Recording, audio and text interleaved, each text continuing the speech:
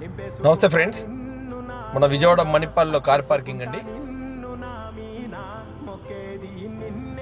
చూడండి, కొంచెం ప్లేస్ తప్ప మిగతా ప్లేసులన్నీ కార్లు ఆక్రమించిపోయినాయి.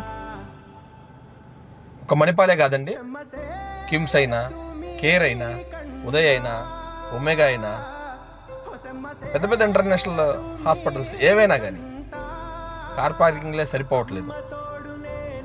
విజయవాడలో ఉన్న రెయిన్బో కానీ, ఆయుష్ కానీ, ఆంధ్ర హాస్పిటల్స్ కానీ, ఎన్ని హాస్పిటల్స్ అయినా కార్ పార్కింగ్ మటుకు సరిపోతుంది. బయట కార్లే ఇన్ని ఉంటే లోపల పేషెంట్లు ఎంతమంది ఉండాలి? ఎక్కడెక్కడి నుంచో వస్తారు పేషెంట్లు. ఎంతమందికి అనారోగ్యాలతో ఉంటున్నారు. మనం తింటున్న తిండి కల్తీయా, లేకపోతే మనం నడుస్తున్న జీవన విధానం కరెక్ట్ కదా? అందరూ ఆరోగ్యంగా ఉండాలండి. ఇప్పుడు వయసురీత్యా వచ్చే ఇబ్బందులకి మనం ఏమీ చేయలేము.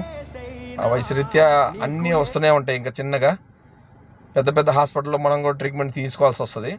కానీ ఉన్నన్నాళ్ళు కొంచెం ఆరోగ్యంగా ఉండడానికి అందరూ ప్రయత్నించండి. కానీ ఈ హాస్పిటల్స్ చూస్తుంటే, ఈ కార్ పార్కింగ్లు చూస్తుంటే, ఈ లక్షల వేల కోట్లన్నీ ఈ హాస్పిటల్కే మనం ఆరోగ్యరీత్యా పెట్టాల్సి వస్తుంది. ఇలాంటి ఒకరోజు హాస్పిటల్స్కి రాకూడదని అనుకుంటున్నాం ప్రతి ఒక్కళ్ళు. కానీ ఆరోగ్యంగా ఉండండి. Thank you.